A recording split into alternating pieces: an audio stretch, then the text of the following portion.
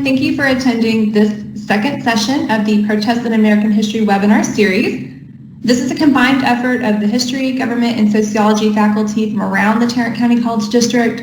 We are so excited that you have decided to spend part of your afternoon with us today.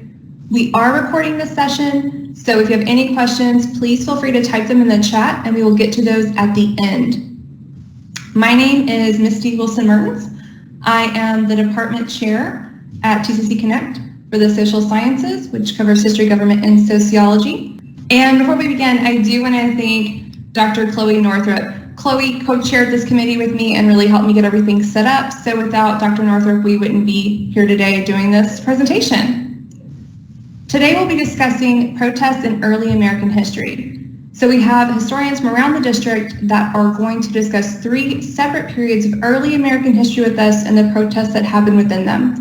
We will hear from Dr. Chloe Northrop, Dr. John Lundberg, and finally Dr. Christopher Menking. As a reminder, when you have questions, feel free to type them in the chat bar and then we will get to them at the end.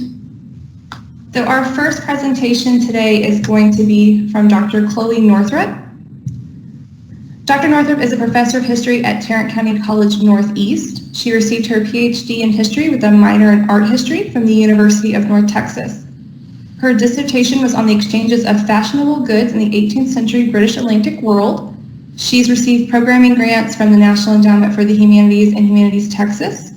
Her article, Satirical Prints and Empirical Masculinity, appeared in the fall 2018 edition of 19th Century Gender Studies, and she is currently editing a book entitled The Hamilton Phenomenon, which should be published in 2021. Today, she will be speaking to us about the protests and violence before the American Revolution. So, Dr. Northrop, I'm going to hand this off to you. Thank you so much, Misty. I hope everyone's having a great afternoon and doing so well in these special times. So today we're going to be talking about protests and violence before the American Revolution. Slide. Protests before the American War for Independence could take on many different forms. And today we're going to look at just a few ways in which colonists resisted British rule by various means of protest. We're probably familiar with the idea of non-importation or boycotts or the slogan, no taxation without representation. Similarly, there could be mobs and visual displays of discontent. These could be nonviolent and violent approaches to protest. For enslaved African Americans, a form of protest could be self-emancipation or running away. Next slide. Although we'll only be touching on a few ways in which colonists expressed their discontent with the British government leading up to the American Revolution, I hope this inspires you to look up more stories from this exciting era.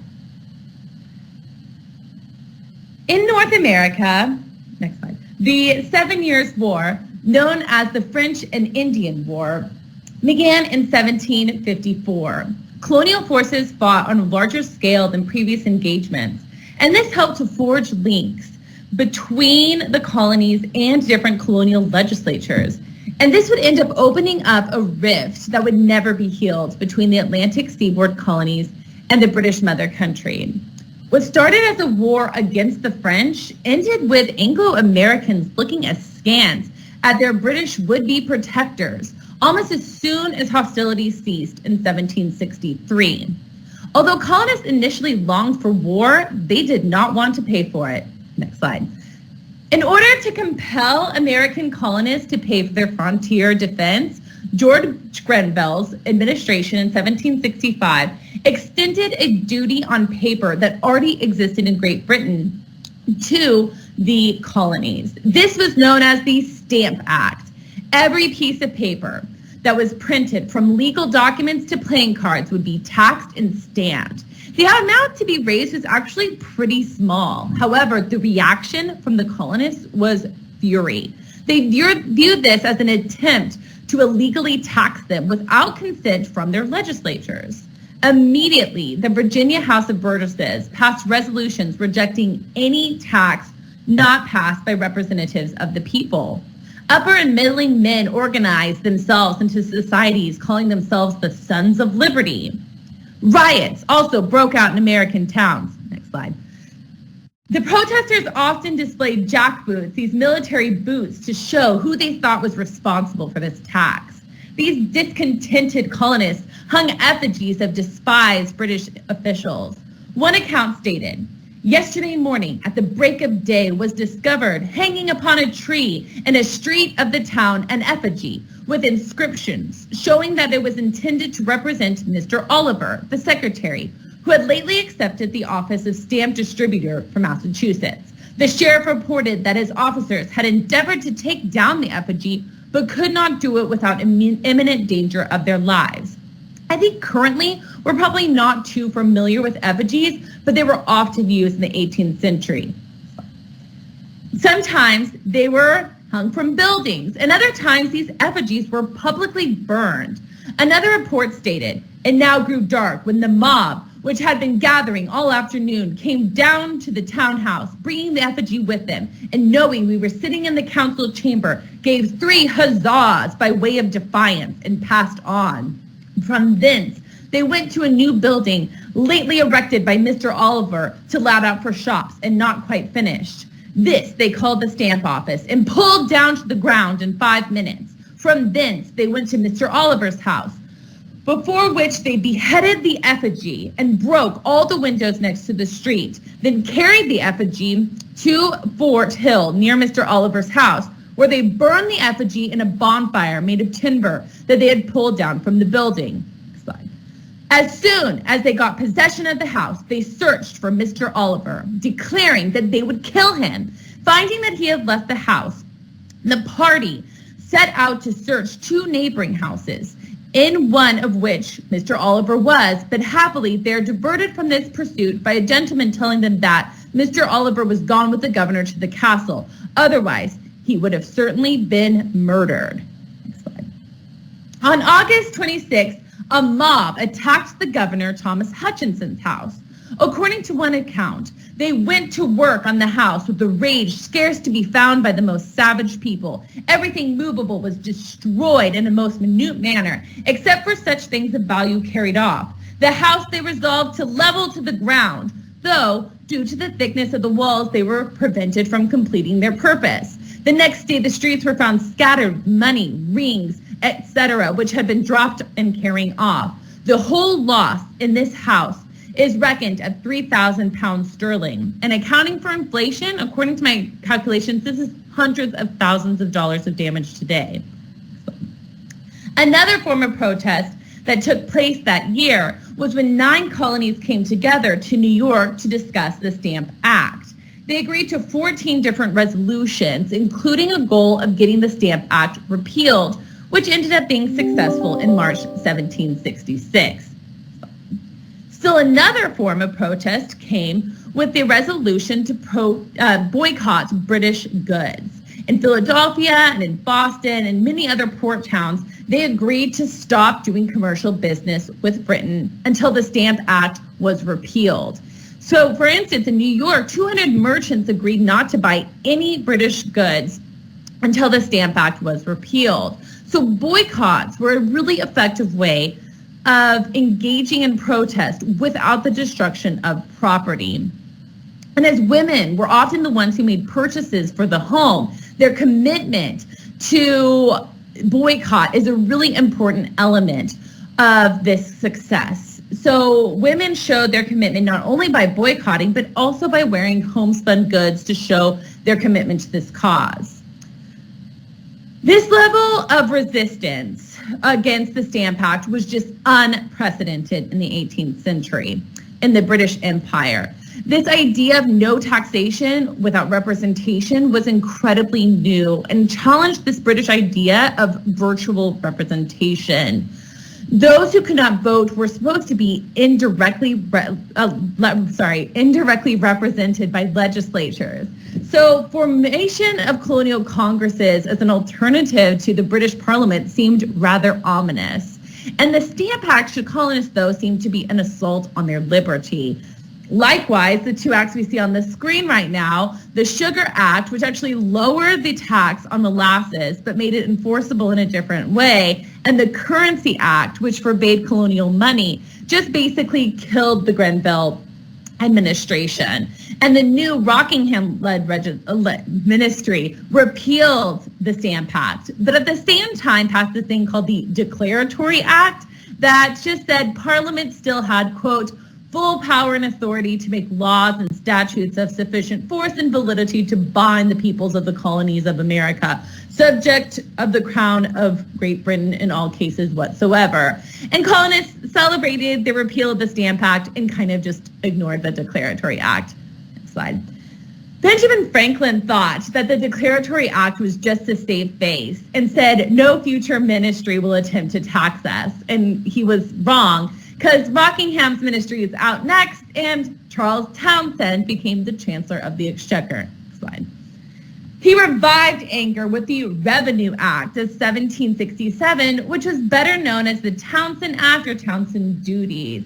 And this established duties on things like glass, lead, paper, and tea on these colonists. Now, this was met with a little less ire than the Stamp Act. However, a whole nother round of boycott on British goods was organized. So by 1769, all the duties were dropped except for the one on tea. Next slide. In 1770, by that year, soldiers are going to be billeted in Boston. And Ben Franklin said, indiscretion on the part of their armored people or of the soldiery, I'm extremely apprehensive, may occasion tumult. And if blood is drawn, there is no foreseeing how far the mischief can spread. Next slide. Because, well, in March of 1770, a riot caused by Boston townspeople against the military garrison ended with this volley of musket fire and 5 deaths. This event was really propagandized by colonists, and we see this in this visual rendition here that was engraved by Paul Revere. The colonists were able to craft an image that depicted a peaceful protest met with a firing squad. And while the actual event was far more murky, harnessing this visual narrative can definitely be seen in a lens of protest. Slide. While combining force with nonviolent boycott movements, there's another kind of next level here as well, and that's with tarring and feathering. While the use of tar and feathers were actually quite an old form of punishment, it will be resurrected in the colonies as early as 1766. It started in Virginia and then moved up to New England. And by 1770, there was at least 13 victims of tarring and feathering. They were all either customs inspectors or informers, people who were supposed to be like enforcing things like the Townshend duties. And this was kind of like a war of intimidation. And they would basically get protesting merchants would be able to harness groups, including like young men or sailors, apprentices to come together. And this was really successful in deterring tax collections, as one could imagine. So sometimes this was done on a clothed person, and other times they would strip down the person and tar and feather them. So there's an element of pain here, but there's also, I would say, an element of humiliation as well, like this public humiliation. Sometimes they would actually tar and feather personal items of these individuals, and other times they would even, at one point they tar and feathered a horse. And by 1773, it was not just tax collectors, but they were also tarring and feathering loyalists or suspected loyalists. And even women joined in these public rituals as well. Probably the most famous destruction of property in the pre-revolutionary era is the Boston Tea Party. The Tea Act of 1773 allowed the British East India Company to sell to colonists directly. So British government could collect the tax, and actually the price of tea in the colonies dropped with this. And if the British government thought that this would make everything okay, they were incredibly wrong. Colonists dumped about 10,000 pounds worth of tea, which some estimate is about over 18 million tea bags. That's a lot, and it's worth over $1 million today. And this was sponsored by committees of correspondence and most likely the Sons of Liberty, with members who may or may not have been dressed like Native Americans. And this event just pushed the British administration over the edge. And in response, they're going to pass the Coercive or Intolerable Acts, which is seen as one of the last steps before the actual shooting and war began in 1775 with the shooting in Lexington and Concord. And just as a side note, my shirt I'm wearing today says spilling the tea since 1773, and it's my patriotic shirt for this talk today. The next slide. So the final event I'm going to talk about today actually happened a few months after the first shots were fired, and then those first shots kind of marking the beginning of the American Revolution in our story. But I think this merits kind of talking about in the lens of protest as well. Lord Dunmore made a proclamation in Virginia in 1775 that promised freedom to enslaved African Americans who would leave plantations. And there's estimated that about 800 enslaved persons actually succeeded in reaching Dunmore's lines, but the proclamation reached as many as 100,000 individuals who contemplated risking everything in order to be free. And this happened with mixed results for individuals who participated in it. However, I think this shows an aspect of protest that is often overlooked, and we will be learning a lot more about with Dr. Lundberg's talk today. With the meeting of the First Continental Congress in 1774 and the shooting at Lexington Concord in 1775, the colonists are moving from just protesting to now open resistance. Next slide. The different forms of protest have included non-importation, boycotts, tarring and feathering, destruction of property, burning of effigies, humiliation, torture, and more peaceful things like coming together and talking in like a Stamp Act Congress. So ranging from letter writing to murder, these forms of protest are varied and merit much more attention. Some start peaceful and become more violent, and some colonial leaders praised those actions and others balked at them. These responses then were as varied as responses to current protests today. And I think one thing we can all take from this is the power of boycotting goods from institutions that don't represent your values and the power of your purchases that you have that can make an impact. Thank you. Have a good day.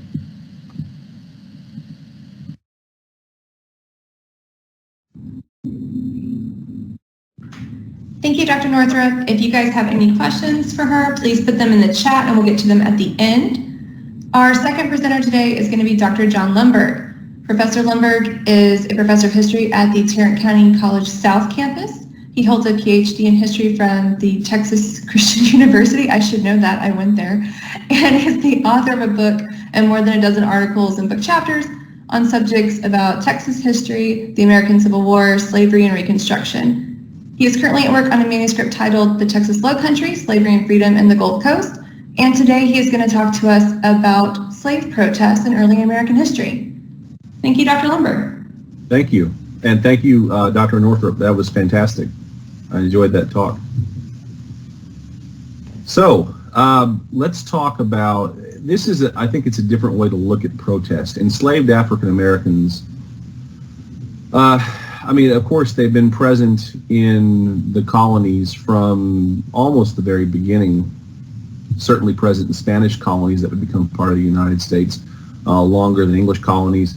But let's talk about some of the major rebellions that occurred, and these are enslaved individuals who are partaking in violence and rebelling as a form of protest. The first major and the largest protest prior to the American Revolution in British North America took place near the Stono River in South Carolina. Slide. And it was called the Stono Rebellion. It was actually led by a man named Jemmy. He was literate, at least in Portuguese and Spanish, probably in English as well. He led a group of men who had recently been imported from, we believe, the Kingdom of the Congo, as they did speak Portuguese. And they had learned that the Spanish would offer freedom to any enslaved Africans that managed to escape south to San Augustine, Spanish Florida. And so Jemmy rose up and they actually raided a local store on Wallace Creek, which is a branch of the Stono River. You can see an image of the Stono River today at the bottom. They raided the store, they killed the two shopkeepers, and they marched toward Spanish Florida waving flags and shouting liberty.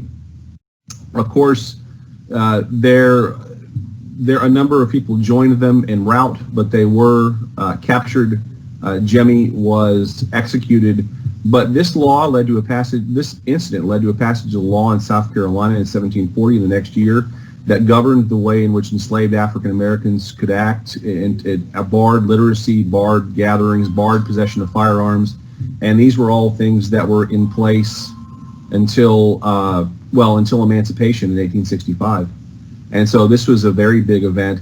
And they also banned the importation of any more Africans to South Carolina for 10 years. And so when we think about the early U.S. government banning the international slave trade, we might think of it in the context of what they didn't want to happen with newly arrived Africans, because it looks like Jemmy may have led these men in September 1739, and they may have actually been soldiers. So, that's a major problem for enslavers. Slide. The next one I want to talk about, this incident occurred led by Gabriel Prosser near Richmond, Virginia in 1800. Gabriel Prosser was born at Brookfield, a tobacco plantation in Henrico County, Virginia. He had two brothers. They were all held in bondage by the same enslaver, Thomas Prosser, who owned Brookfield. And Gabriel was literate. He planned the revolt during the spring and summer of 1800. On August 30th, he intended to lead enslaved people into Richmond, but the rebellion was postponed, and then ultimately they were found out. And Gabriel and his followers were executed. And you can see an image of what Richmond, Virginia would have looked like around 1800. They intended to capture Governor James Monroe at that time of Virginia. And so this was a pretty big deal. Just recently, Governor Tim Kaine of Virginia gave a posthumous pardon to Gabriel Prosser and his co-conspirators. And so, anyway, slide. One of the rebellions you probably haven't heard much about is the German Coast Uprising in southern Louisiana in January of 1811. Actually, January 8th, 1811, which made it exactly 4 years to the day before the Battle of New Orleans, in which Andrew Jackson saved New Orleans from the British. Charles Deslandes was Haitian, and we're going to talk more about Haiti in a moment. And he led this German Coast Uprising. Several hundred enslaved Africans and African Americans, Maroons. And Maroons were those who lived in the swamps and the woods. They had escaped from slavery, and they lived out by themselves in these Maroon colonies. And Deslandes is leading them, and they're going to capture New Orleans.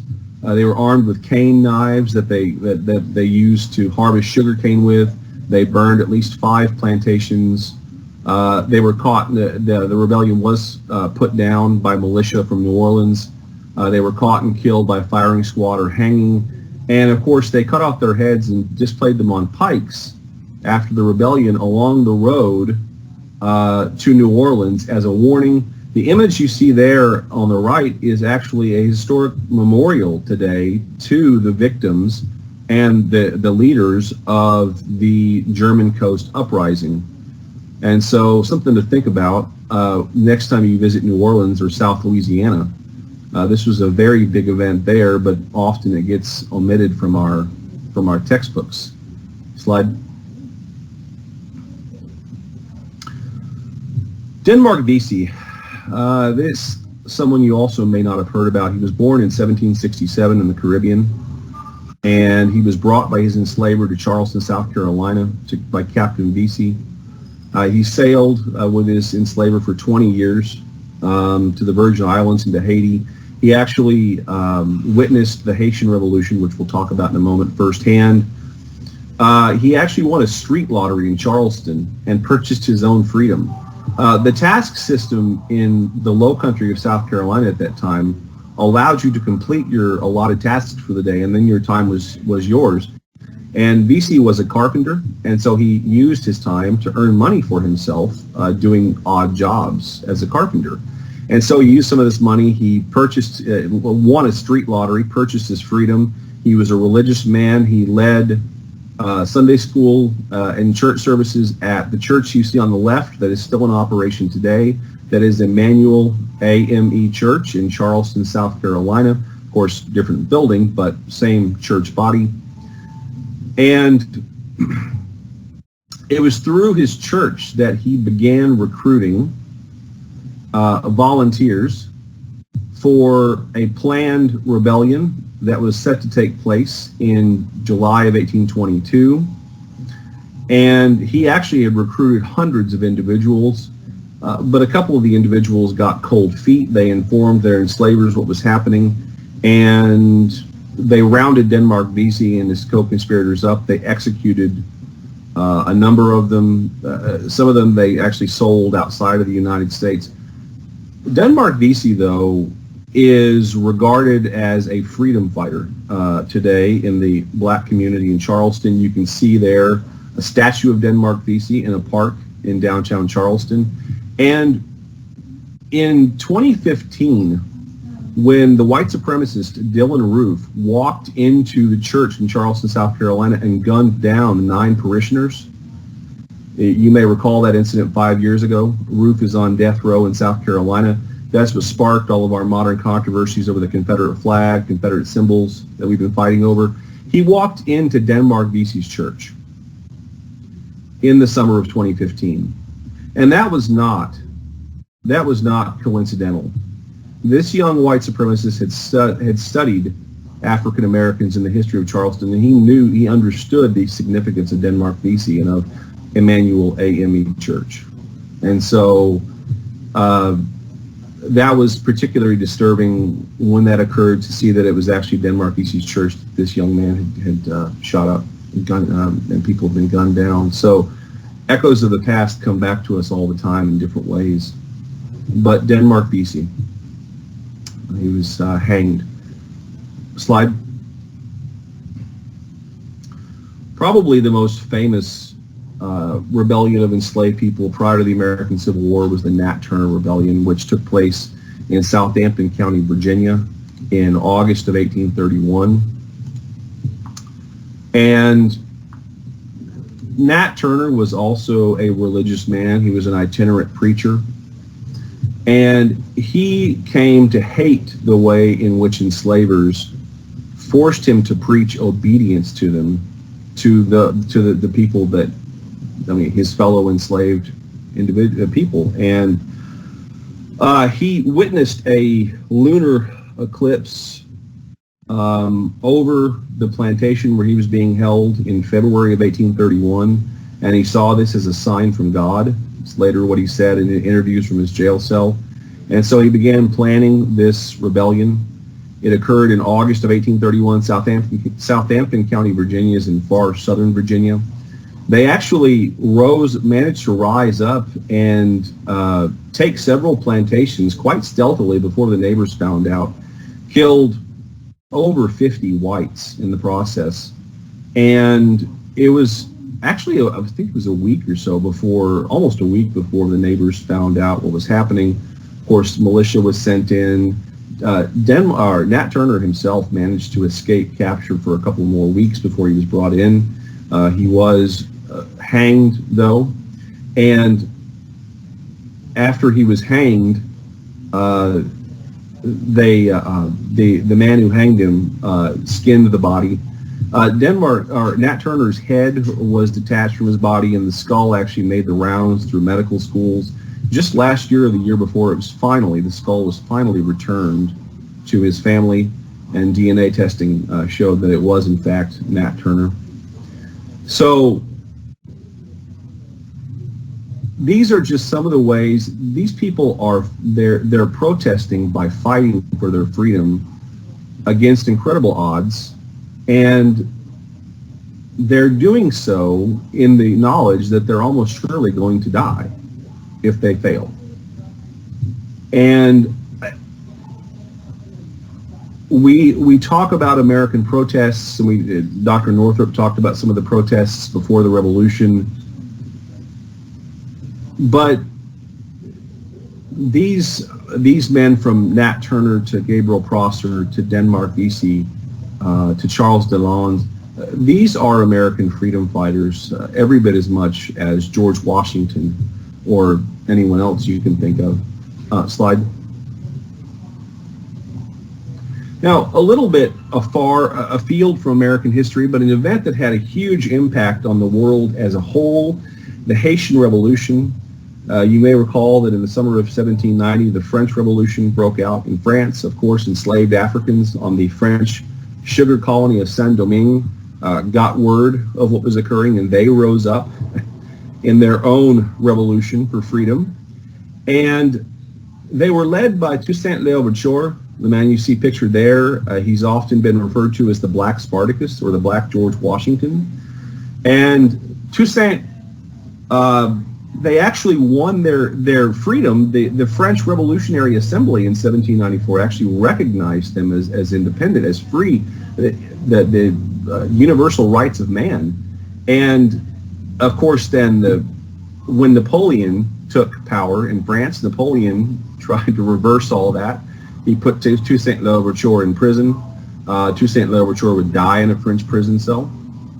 But the rebellion continued on even without Toussaint, and the Haitians managed to defeat not only the French, but the Spanish and the British, who also tried to take that area. I mean, it was very lucrative because of all the sugar plantations. And Napoleon, this is the reason that the French under Napoleon took back ownership of the Louisiana Territory following the French and Indian War. If you recall, the French gave it to the Spanish in 1763, and the Spanish then returned it to the French in 1801. But it was because New Orleans needed, Napoleon needed a base of operations to operate against Haiti, and that base of operations was New Orleans. And when Napoleon realized that he was not going to conquer the Haitians, that's when he allegedly threw up his hands and shouted, "Damn colonies, damn sugar, I renounce Louisiana." And that's when he agreed to sell the Louisiana Territory to the United States and to President Thomas Jefferson. And Haiti then became the second oldest republic in the history of the Western Hemisphere, behind only the United States, and has remained an independent republic to this day. And the Haitian Revolution is the only successful rebellion of enslaved Africans in the Western Hemisphere. And it's quite the story. I wish I had more time to devote to it, but I wanted to end it on a positive note, on a rebellion that succeeded, as opposed to the ones that occurred in what is now the United States. But so that's it. These are freedom fighters, from Toussaint Louverture to Gabriel Prosser to Nat Turner. Thank you. Thank you, Dr. Lundberg. Our final presentation today is from Dr. Christopher Menking. Dr. Menking grew up in South Texas, which sparked his interest in the U.S.-Mexico War. He has his undergraduate degree from Texas A&M and a history master's and PhD from the University of North Texas. His dissertation looked at the U.S. Army logistics during the U.S.-Mexico War and how it influenced South Texas. Currently, he's an associate professor of history at Tarrant County College Southeast. And we welcome Dr. Menking now.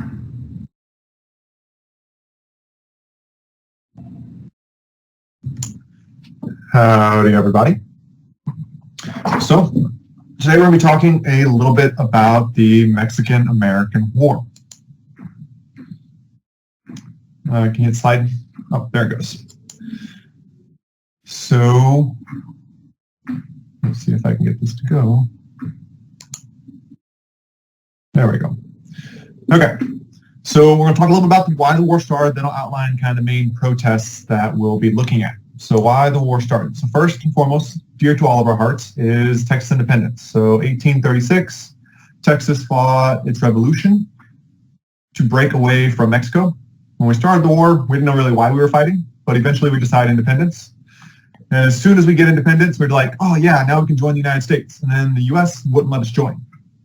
So we spend the next 10 years in massive amounts of debt, fighting Indians, fighting Mexicans, fighting everybody we can, and it doesn't go well. So that's the first step of this story. Then things started changing for Texas. In 1844, you have a presidential election where a guy named James K. Polk runs for president. Now, Polk is going to revitalize the interest in westward expansion, in particular, two territories, Texas and Oregon. And what's interesting about Polk is eventually he will win the presidency, but he's going to be the only president that does exactly what he says he's going to do. He completed all of his goals he promised America. He promised to get California, he promised to get Texas, and he promised to get Oregon. And by the end of his term, he will have had and obtained all three. But first on that docket, well, he gets Oregon, but the big one is going to be Texas. And we finally start this process of Texas annexation. So that's these territorial desires. So we want Texas. Texas is a big, right piece of land. And Southerners really want it to expand as a new cotton territory. Now, during Texas as a country, Southerners were already expanding in there. So slavery, cotton, everything was already flooding into Texas, much to the chagrin of Mexico. But California, we want that West Coast ports to start trading with the rest of the world on the Pacific. So Texas and Oregon, and then California. So we're going to be looking at three major protests and kind of a fourth protest aftermath that's going to lead to the biggest protest in American history. So first, we'll talk about spot resolutions, which has to deal with American imperialism, expansionism, and kind of militarism and anti-militarism. Then you have the Wilmot Proviso, which is going to kind of rekindle this fight over slavery that we thought had been settled with the Missouri Compromise, things like that. And then finally, you have a kind of weird religious personal protest on behalf of some Catholics that take part in what's known as St. Patrick's Battalion, or the Batallón de San Patricio.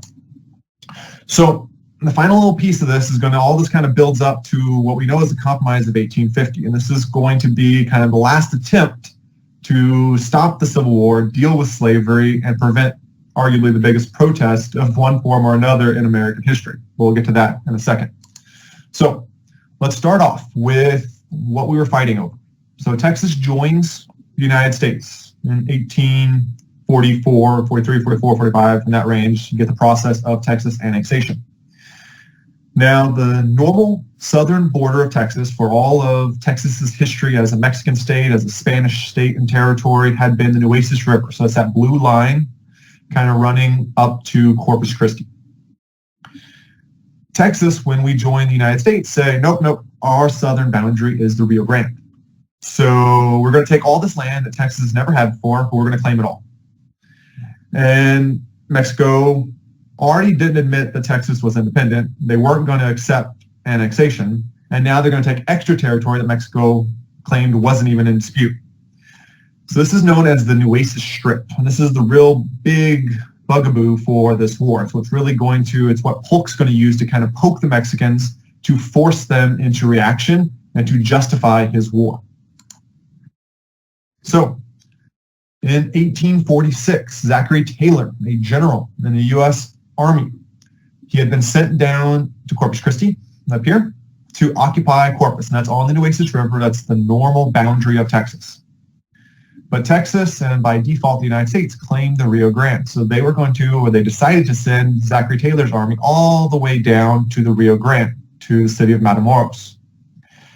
Now, we had no real claim to this land, but we're trying to get as much as we can with the annexation of Texas. So what we're basically doing is we're taking a stick and poking Mexico like you would poke a fire ant bed, and there's only one result of that. The Mexicans are going to fight back. They think this is an invasion of their territory, and they're going to fight back. And what happens is in kind of April, May 1846, as Zachary Taylor's army is marching south, one of his scouting parties runs into a Mexican scouting party just up the river from Matamoros, and it's going to be known as Thornton's Ambush. And the big problem here, so there was some fighting, a small shootout occurred, but one American soldier will be killed. And this is going to give Polk the justification he feels he needs to wage war. So Polk's reaction to Mexico's refusal to give over the Niue Strip and to sell California, plus the death of this soldier. He says the cup of forbearance had been exhausted even before the recent information from the frontier of the Del Norte. Now, the Del Norte is the Rio Grande River. So he goes on to say, American blood has been shed upon American soil. Now, keep in mind, the place where the soldier died was disputed territory that had always belonged to either Spain or Mexico and never had belonged to Texas. And that's where the first kind of protest that we're going to talk about occurs. This guy, I don't know if you can recognize him. He changes by the time we know him. He personally doesn't feel he's too attractive as is, so he grows a beard, and we'll know him as Abraham Lincoln. So this is kind of his first stint in the U.S. Congress. He's going to propose something called the spot resolutions. Now, he pulls out a map, and he tells the president, and tells Congress, he's like, okay, you want to go to war? Fine, we'll go to war, but first, show me what spot this actually happened on. Point at it on a map. Show me where in U.S. territory did this guy die to justify this war. And the response is just a bunch of hand-waving. Oh, they attacked us. It doesn't matter. And you have him and several other politicians in Congress trying to do this, trying to get this kind of stop what they feel is an imperialistic and an unnecessary war. So he goes on. Was the land with the bloodshed ever in the control of Texas or the United States? Which we know is a no. And then, if it was always Spanish or Mexican territory, do we have a cause for this war? Which is a no. But you got to understand, American imperialism, American greed for land at this point in time was this insatiable lust. Just like the Spanish with their lust for gold, Americans have a lust for land during this time period. We want this westward expansion. So despite these spot resolutions, despite all of this, nothing happens. So you have this big resistance, this effort to try to stop the war, to at least justify the war beyond just territorial acquisition. But all of this pretty much falls on deaf ears. Even sympathetic people that are opposed to American imperialism still like the idea of annexing Texas, still want to stand strong against what they feel is Mexican aggression or an affront on American sovereignty. So right at the beginning of the war, we have our kind of second form of protest. And this is going to deal very directly with slavery. So you have a politician named David Wilmot. He's going to propose something known as the Wilmot Proviso. So what this proposed is to ban all slavery. So no ability to own slaves in any of the territory taken from Mexico. Now, this is already making a huge assumption. We haven't fought a battle yet. We haven't made any headway. We haven't taken any land. But kind of the jingoism and the arrogance of Americans are saying, we're precluding that the end of this war is going to be us taking all this land. Now, he's saying any land taken from Mexico will be free territory, will not allow slavery. Now, he tries to sneak it in by attaching it to the funding bill for the war.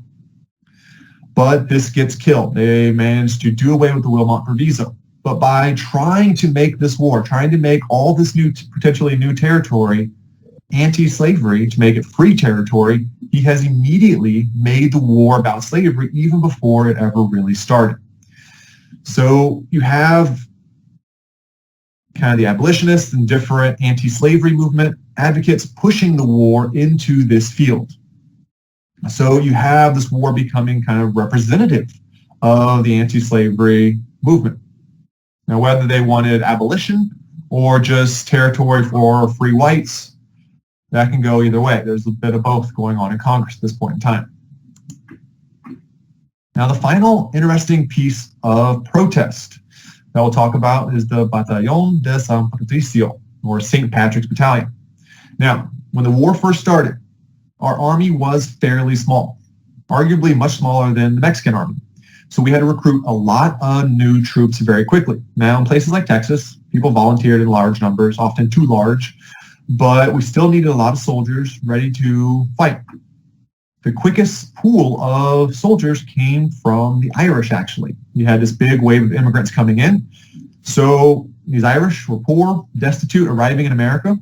And you have the U.S. Army promising them food, a paycheck, place to live, a job. They're like, damn, this sounds like a really good idea.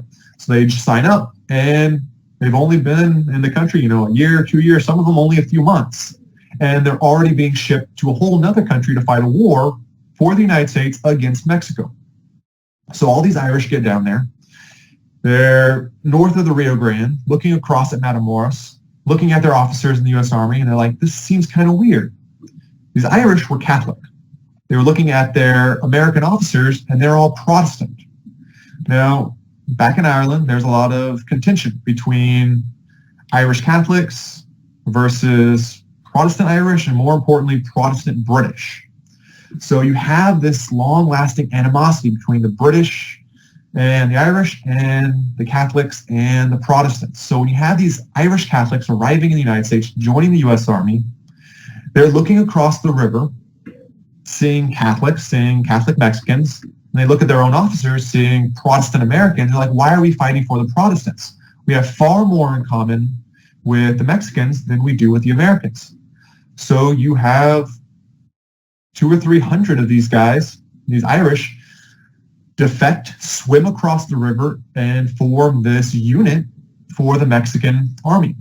So you have these Irish and Irish Americans joining the Mexicans to fight against the United States, the country that they ostensibly had just joined.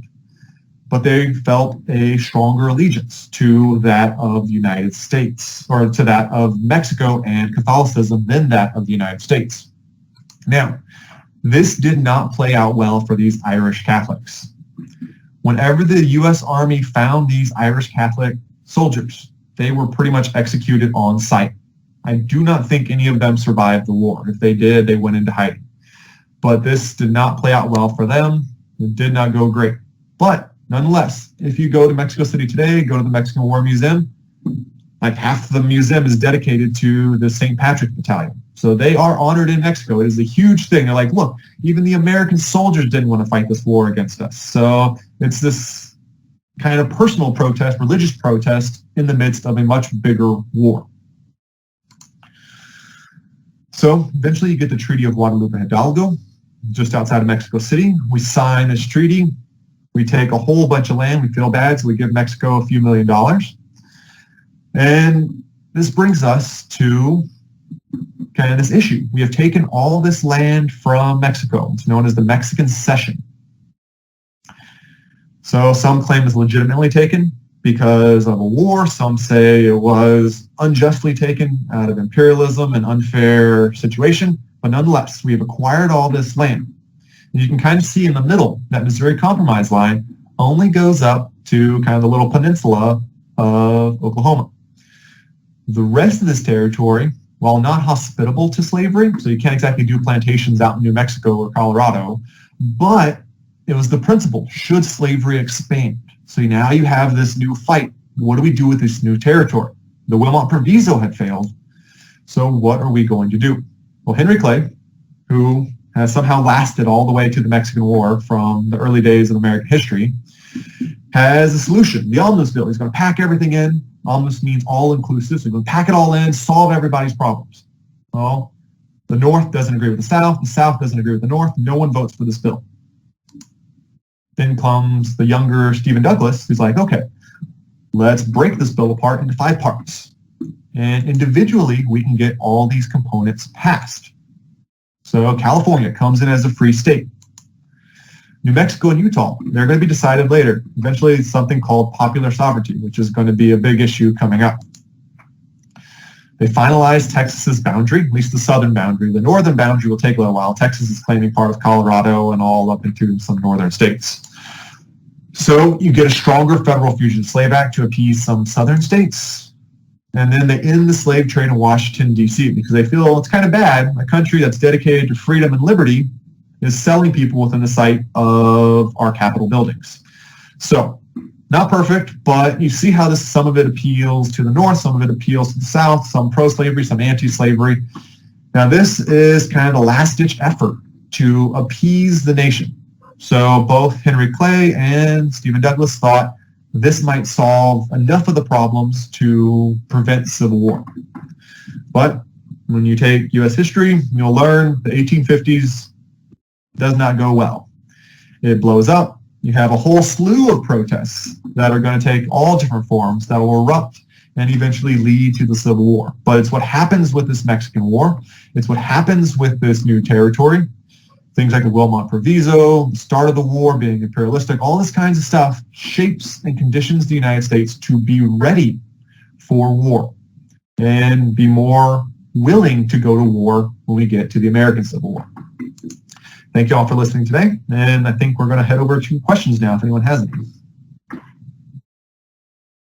Okay, so we've had a few questions come in. So the first one is going to be, sorry guys, my computer's being really slow, for Professor Lundberg. When you said that Ruth studied Denmark-Vesey's attack, why do you think that that wasn't a coincidence? Why do you think that he did study it? What's our evidence of that? Well, Dylan Roof actually went to a number of historical sites around Charleston, Confederate monuments, battlefields, but also monuments that held meaning to the African American community.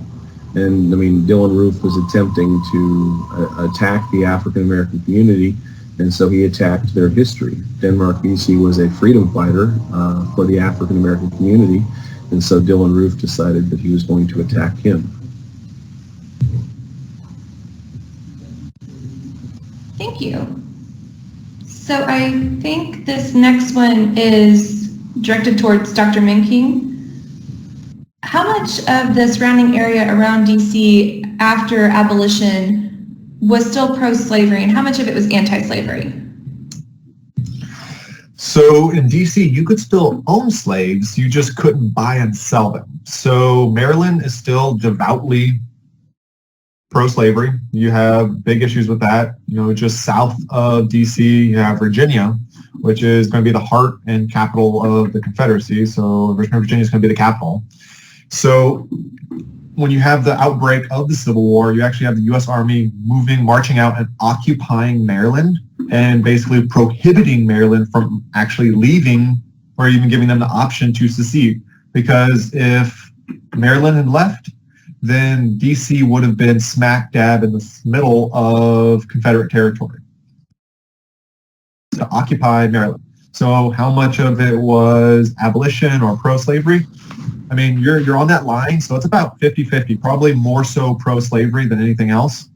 You go a little further north, maybe the northern parts of like D.C., Maryland, you would get a little less pro-slavery, but Maryland is a slave state, so it's not good odds. And the only reason it didn't secede or potentially didn't secede was it was occupied immediately when the war broke out.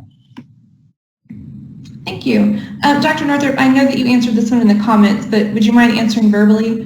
Why exactly do our colonists not want to pay the Stamp Act? That's a great question. Colonists just really chafed at the idea of Britain putting on these new direct internal taxes on them. Colonies have always had to pay some kind of money, typically through navigation acts, although those were not really heavily enforced. People in England proper paid far more in taxes than colonists did. However, even and in other British colonies as well, including the West Indies and West Indian colonies and Canada, they also were paying the same thing. However, the reactions were just vastly different in what we see in the Atlantic seaboard colonies. So often we think about the ones that, we kind of think about the ones that rebelled rather than like the entire British Atlantic world and how that kind of was operating. But things cost money. And that's why they needed to pay, and they just did not want to. And it became a fundamental kind of thing of principles about who is able to tax and how that's going to then be collected. And they were just not understanding one another. I did see another question about forms of visual, like how do people kind of visually sometimes show that they were in protest? And one thing I didn't mention in my talk was about liberty poles. And I really love liberty poles, but they kind of didn't fit in. And sometimes in some places these were liberty trees that would be erected, and the British would cut them down, and then they would just have another one that was a liberty tree as well. And sometimes these effigies were hung from liberty trees. The Liberty polls are really interesting. They actually go far back in history, and kind of to show your discontent, you would like erect a pole in your, sometimes in your yard or in other places, often with like a Liberty cap on the top of it. And these were actually brought back again during the Alien and Sedition Acts in the late 18th century. People put them up again kind of to show their visually that they were in protest with certain things. And I'm just going to say also, I would love to bring back Liberty poles as well. So if anybody wants to like don them, that is something that I'm definitely behind. And also I saw this week, and this has nothing to do with protests, but I said the word musket earlier and it made me think Colonial Williamsburg just opened a musket range that people can go and like test out. And so if anybody's ever there and does it, please let me know. I'm really fascinated about these kind of, places of reenactment that people are still kind of participating and learning more about like living history. And I know in Texas, we don't really have so many spots from the 18th century that we get that kind of same colonial vibe. But it was just something I saw on the news this week that was kind of interesting. Thank you. Dr. Menking, why do you think a large portion of Americans supported the Mexican-American War when there's not really a logical reason to support it? Well, you got to think of logic from our point of view versus logic from the 19th century. So this is going to be a different kind of logic from us today. We think today, it's a sovereign country, we shouldn't invade and take things. Like today, borders are fairly solid and rigid. At this point in time, people fought wars regularly to take land and territory. It was just a way of doing things. And you also have this new kind of rhetorical, developing and enhancing idea in America of American exceptionalism, where us being the democracy in the whole world, like the first and the biggest and the most powerful at this point in time. So we're trying to kind of expand that idea. We feel it's almost our duty to carry democracy and freedom to the rest of the world.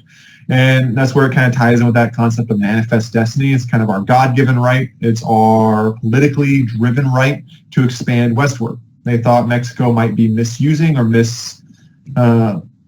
appropriating some of these lands or not taking full use of them. So us taking them is actually better for the people that live there and better for the use of this land than what the Mexicans were currently doing with it. So it's this level of jingoism, this kind of American exceptionalism. And there's nothing wrong with saying America, hooray, go America. Like patriotism is good. It's when you take it on to kind of radical nationalism and start turning it into where it becomes not just yay America, it's yay America, everyone else sucks. Like you got to kind of keep that separation. So, but that's kind of why at that point in time, it would have been a different perception of what it meant to be patriotic and why this war would be happening. So that's why most Americans would have been kind of supporting this. So it looks like that is all of the questions that we've had. So I want to say, first off, thank you to everyone for your time. Thank you for being here. To our speakers, thank you so much for giving of your time and being here with us today. For our attendees, thank you for making time for this. I know it's a Friday afternoon and maybe there's something you'd like to do more than history, but we appreciate you being here. We do want to let you know that we have some more protest series coming up. The one that's going to be happening in November is going to be on Native Americans and Veteran American protests. I'm really looking forward to that one. And to get credit for attending today, I just typed a link into the thing and I think I crashed everything. No, it's in the live event Q&A. Okay. Sorry guys, we're still learning. But if you look in the Q&A, you can see that link, click on it, that's how you get credit for attending. Please make sure you give us your instructor's name so that I can get them the attendance sheet, because that is the one thing that sometimes slows this down a little bit.